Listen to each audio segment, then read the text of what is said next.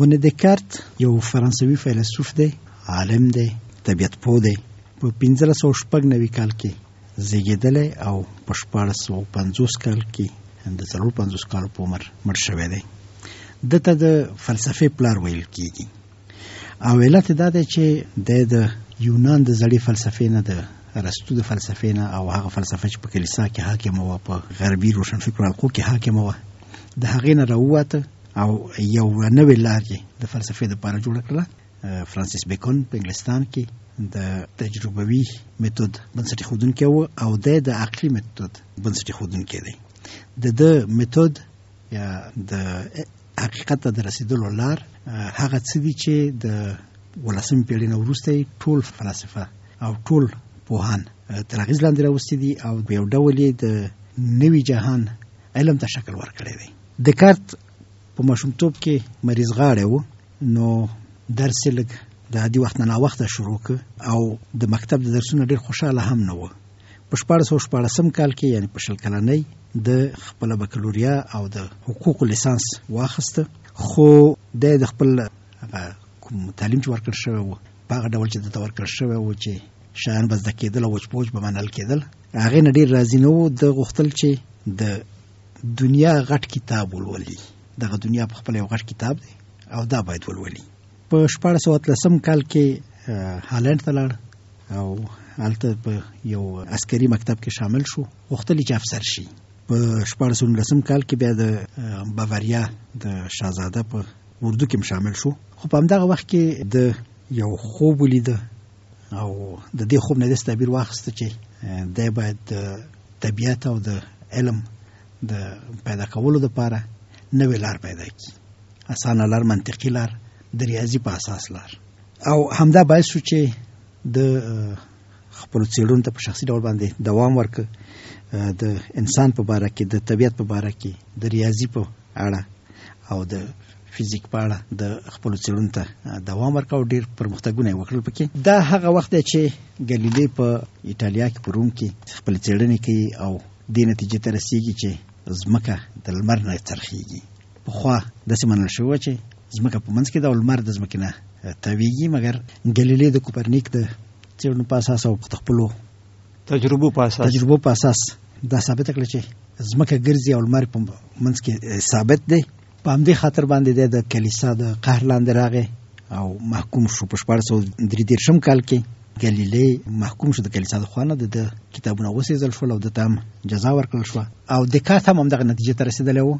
نو دکارت چې د ګلیلي محکومېدل واورېدل، خپل لیکنې خپرې نه کړلې. استاد منلی دکارت دې نتیجې ته رسېدلی و او که نه دکارت د دې ګلیلي خبره واورېده او خوند یې ورکو؟ همدې نتیجې ته رسېدلی و، هغه هم همدې نتیجې ته رسېدلی و د کوپرنیک د فزیک په اساس باندې، او د هم یوه لیکنه کړې په همدې اړه باندې، هغه یې خپره نه کړله. او هغه میتود چې د خپلې څېړنې دپاره پیدا کړی و یا د په وینا باندې د خپل عقل نه د سم کار اخیستلو لار، دغه میتود کې هم د ډېر احتیاط نه کار واخیسته او ټول هغه څه چې کېدلی شول چې کلیسا سره په ټکر کې راشي هغه یې ترېنه حذف کړل. نو د په ژوند کې د فزیک په برخه کې، د نور په برخه کې د څېړنې کړي دي او کشفیات لري. په فلسفه کې ډېر مهمې لیکنې لري. د هندسې په حصه کې دی ډېر یادېږي. د هندسې په حصه کې د هغه کس دی چې هندسه د الجبر د لارې حل کوي او د تحلیلي هندسې بنسټ ایښودونکی دی. همداراز په الجبر کې د کوردیناتونو بنسټ ایښودونکی دی چې اوس ورته کارتیزین کوردینات وایي، یعنی یو ټکی په هر ځای کې چې د ارقامو په وسیله موږ افاده کولی شو. که ساده یې ووایو، که چیرې تاسې په یوه کوټه کې د یو شي ځای غواړئ چې څرګند کړئ، نو کفایت کوي چې تاسو ووایئ چې 2 متره د دروازې نه او 2 متره د کړکۍ نه فاصله لري، او دغه دوه فاصلې تاسو ته د اجازه درکوي چې تاسو په دقیق ډول باندې د هغه شي ځای تعیین کړئ. استاد منلی کله چې په هندسې باندې د ریاضي له لارې خبرې کوو، د الجبر له لارې خبرې کوو، بیا داسې ویلی سو چې دا تحلیلي هندسه ده. دغه دومره خبرې چې تاسو کوئ دا هم په حقیقت کې هغه د تحلیلي هندسې سره ارتباط لري، ځکه چې هندسه خو په اشکالو او بل په فضا کې په موقعیت او په دغه مسایلو خبرې کوي.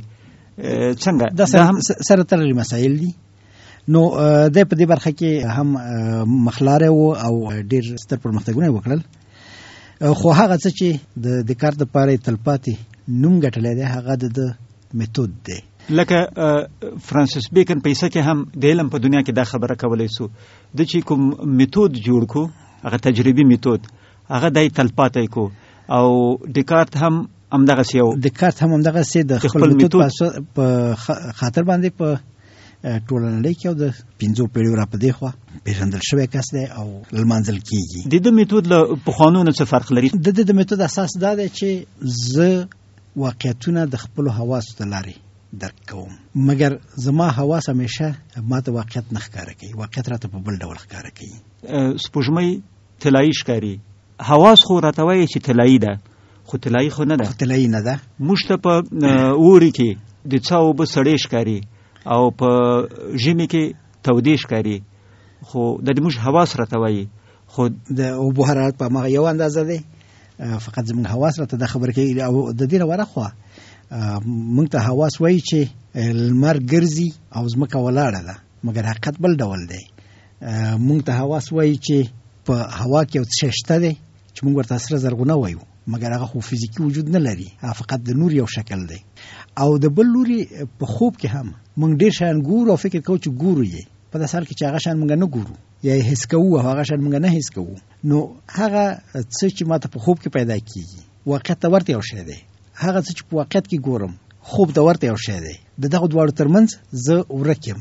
نو واقعیت ته څنګه ورسېږم؟ د دې لپاره چې واقعیت ته ورسېږم یوه لار شته دی او هغه لار د ریاضي ته ورته میتودونو استعمال دی. یعنی لکه څنګه چې په ریاضي کې موږ یو حقیقت ته رسېږو او تلپاتې حقیقت ته رسېږو، 2 او 2 څلور کېږي، همدغسې په فکر کولو کې هم موږ کولی شو چې د همدغسې یو ډول لارې نه کار واخلو. نو د دې لارې اول ټکی دا دی چې زه باید یوازې هغه څه ډاډمن وګڼم، هغه څه باوري وګڼم چې زه د هغې 100% کې ثبوت ولرم. او واقعیت ته رسېدل او د ثبوت ته رسېدل لپاره زه چې هر شی ګورم هغه پیچلی دی، بېلابېل اړخونه لري. نو هر مشکل باید تر هغو زه تجزیه کړم چې تر څو هغه ابتدایي واقعیت ته زه ورسېږم. او کله چې دغه تجزیه ما وکړله نو د ساده نه به پیچلي خواته ځم. کله چې د ساده نه پیچلي خواته ځم باید همیشه دا په نظر کې ولرم چې بیرته هم شاته راشم.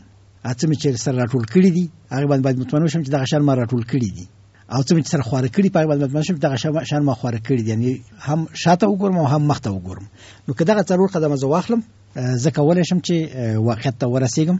د دکارت په فلسفه کې او په میتود کې مهمه خبره دا ده چې واقعیت ته د رسېدو لپاره باید موږ داسې څه وکاروو چې په هغې کې شک ونه لرو، مګر هر څه چې اول نظر باندې ګورو هغې کې باید موږ شک وکړو. د دکارت میتود د شک میتود دی. هغه څه ته چې حقیقت وایو هغه باید یوې داسې مرحلې ته رسېدلی چې له شکه وتلی او د هغو په مرسته نور حقایق کشف کړو. داسې یو څه وایي. همدا خبره ده چې هغه څه چې موږ یې ګورو، هغه څه چې موږ یې حس کوو زموږ په چاپېریال کې دي، دې ته باید موږ د شک په سترګه وګورو. د حواس خبره مو وکړله، د خوبونو خبره مو وکړله، نو داسې فکر وکړئ چې یو فوق‌العاده قدرت شته دی چې تا همیشه تیر باسي او ته نشي کولی چې په هیڅ شي باندې په باور باندې حکم وکړي چې دغه شی شته. نو دلته اول شی چې تا ته سوال پیدا کیږي چې د هر څه په باره کې شک کوي، نو ته فکر کوي. په دغه شي کې ته شک نشي کولی چې ته فکر کوي.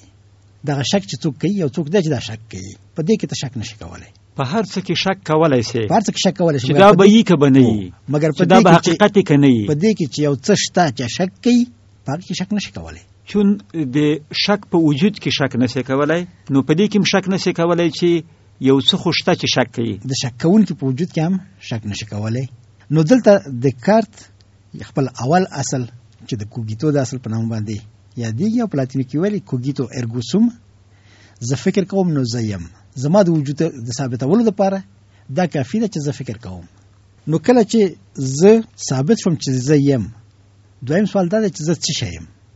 زه فکر کوونکی شی یم. نو فکر کوونکی شی څنګه کولی شي چې فکر وکړي؟ د ایډیاو یا د خیالونو د نظرونو خاوند زه بیرون جهان لرم، دغه بیرون جهان زما د فکر زیږنده نه ده. نو کله چې زه دا فکر پیدا کوم، زما موضوع کې فکر پیدا کیږي، دلته 3 شیان امکان لري. یا دغه فکر د بیرون جهان نه اخیستل شوی دی د حواسو د لارې، یا دا مفکورې زما خپل خیال او زما خپل وهم پیدا کړي دي، او یا دغه مسائل زما په وجود کې عقل شوي دي، یو قوت دا زما په وجود کې ایښي دي. نو زه وجود لرم او زه چې وجود لرم په خپل وجود باندې پوهیږم چې زه کامل نه یم، حواس مې غلطېدلی شي، واقعیتونه سم نشم درک کولی، په هر څه باندې نه توانېږم، نو زه یو ناقص موجود یم. په عین حال کې زه د داسې یو موجود تصور لرم چې هغه هر څه کولی شي، کامل دی.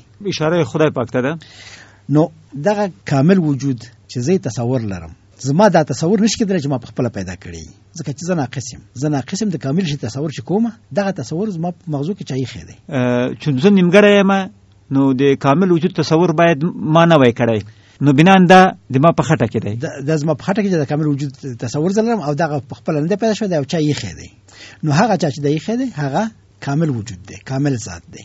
نو دا ثابت شوه چې زه شک کوم، دا ثابت شوه چې زه یم، او دا ثابت شوه چې داسې یو وجود شته دی چې زه یو شک کوونکی موجود خلق کړی یم یا جوړ کړی یم. نو په دې اساس باندې هغه اساسي پایې حقیقت ته د رسېدلو جوړې شولې. د دکارت په نظر چې زه یم مادي جهان شته، او چې مادي جهان شته د مادي جهان یو خالق شته. نو کله چې دې خبرې ته ورسېدلو، دې نتیجې ته رسېږو چې اوس د مادي جهان زه کولی شم چې درک کړم، ځکه چې شته. او دغه میتود چې ما دې ته راولي چې هر څه ته د شک په سترګه وګورم، بیا هغه په ډېرو ډاډمنو واقعیتونو باندې وویشم او ټول ډاډمن واقعیتونه سره راټول کړم، نو طبعا یو ډاډمن واقعیت نه جوړیږي. نو په دې خاطر زه کولی شم چې هر څه کشف کړم. په حقیقت کې د نوې فلسفې پلار دی. تر هغه وخته په منځنیو پیړیو کې اول شک نشته. کلیسا چې کوم درس ورکوي یا کوم پوهه خپروي، هغه له شکه بهر پوهه ده، او دی دلته شک کوي.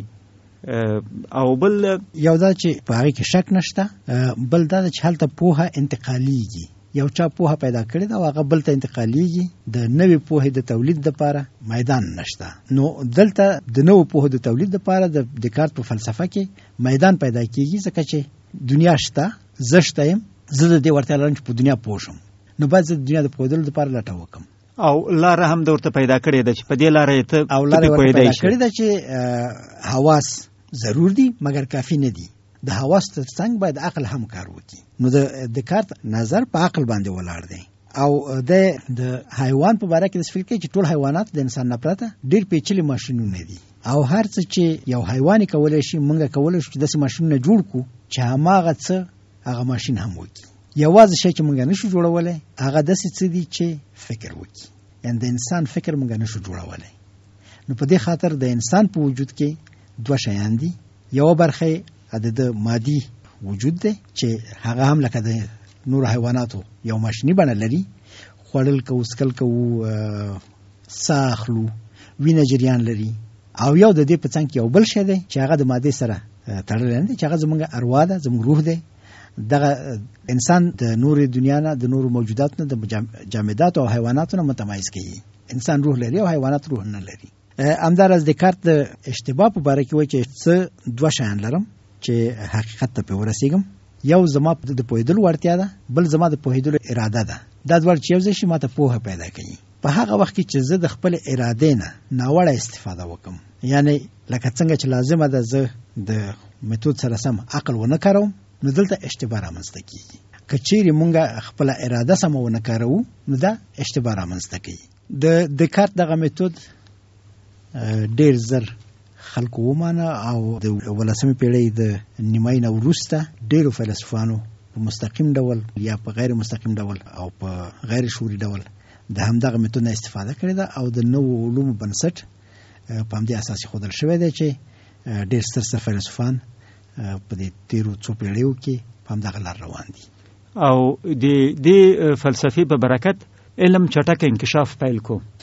د دې فلسفې په برکت علم ډېر چټک انکشاف وکړ، او علم د هغه څه نه راووته چې په پیړیو د انجماد په حالت کې و. په مخ کې امیناخس دلته علم یو دم په مخ باندې روان شو، او تر اوسه پورې چې کوم پرمختګونه راغلي دي د همدغه فکر د طرز زیږنده ده.